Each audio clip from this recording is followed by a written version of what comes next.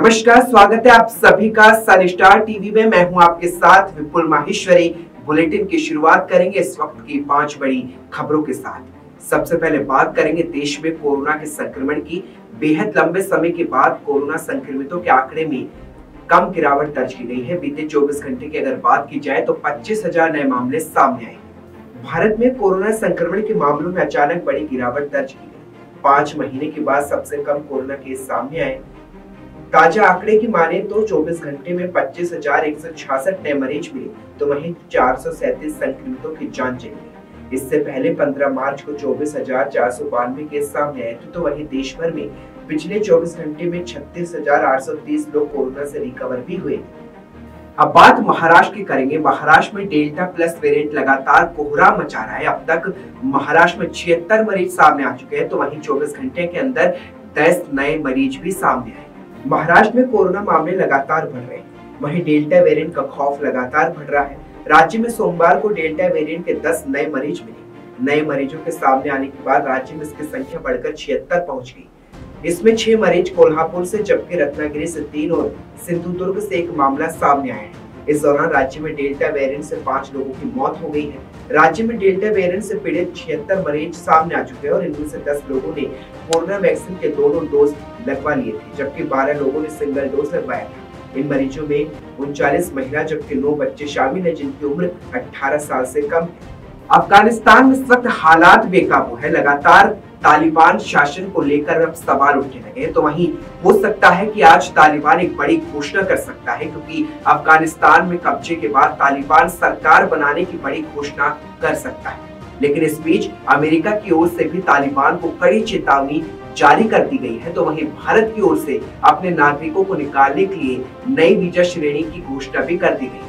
अफगानिस्तान के बड़े हिस्से और राजधानी काबुल पर कब्जे के बाद आज तालिबान की तरफ से नई सरकार को लेकर घोषणा हो सकती है। उम्मीद की जा रही है कि मुल्ला बरादर को नया राष्ट्रपति बनाया जा सकता है। चीन, रूस, तुर्की और पाकिस्तान नई तालिबान सरकार को मान्यता देने की बात कर चुके हैं। इधर अमेरिकी राष्ट्रपति बाइडेन ने अफगानी नेताओं पर हमला बोला है और उन्होंने राष्ट्रपति के देश छोड़ने के कदम की भी आलोचना की है।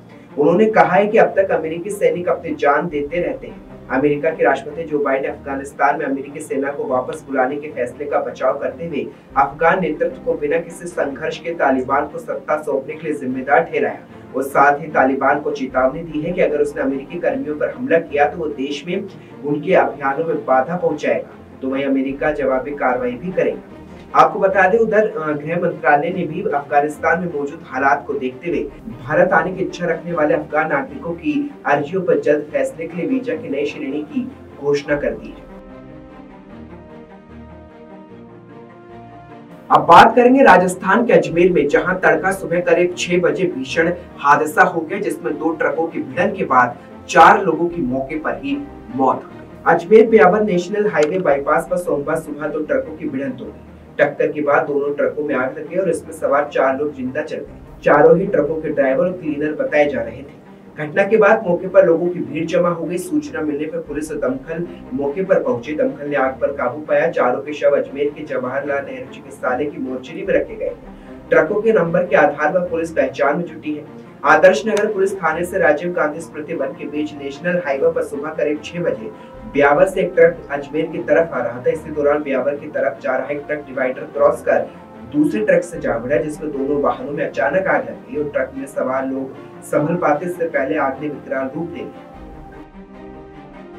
अब बात राजस्थान की करेंगे। राजस्थान में मंत्रिमंडल विस्तार को लेकर एक बार फिर सुगबुगाहट तेज हो गई है और माना जा रहा है कि इसी महीने मंत्रिमंडल विस्तार हो सकता है। और ये भी कहा जा रहा है कि अशोक गहलोत ने आलाकमान से मुलाकात कर ली है, बातचीत हो चुकी है और किसी भी वक्त यानी इसी महीने मंत्रिमंडल विस्तार का ऐलान किया जा सकता है। प्रदेश की गहलोत सरकार जल्द ही मंत्रिमंडल फेरबदल कर सकती है। मुख्यमंत्री अशोक गहलोत के नजदीकी लोगों ने इस बात के संकेत दिए हैं कि प्रदेश में सियासी बयानबाजी शांत हो गई है और अब गहलोत किसी भी वक्त मंत्रिमंडल फेरबदल का ऐलान कर सकते हैं। जानकारों की माने तो इसके लिए गहलोत की दिल्ली में आलाकमान से बातचीत हो चुकी है। सूत्रों का कहना है कि सितंबर में विधानसभा सत्र शुरू होने से पहले सरकार अपने मंत्रिमंडल का चेहरा बदलेगी। फिलहाल मंत्रिमंडल में 9 लोगों के लिए वैकेंसी है।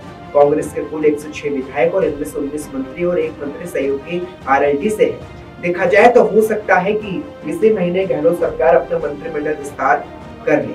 खबरों में फिलहाल इतना ही। देश विदेश की तमाम छोटी बड़ी खबरों के लिए आप देखते रहे सन स्टार।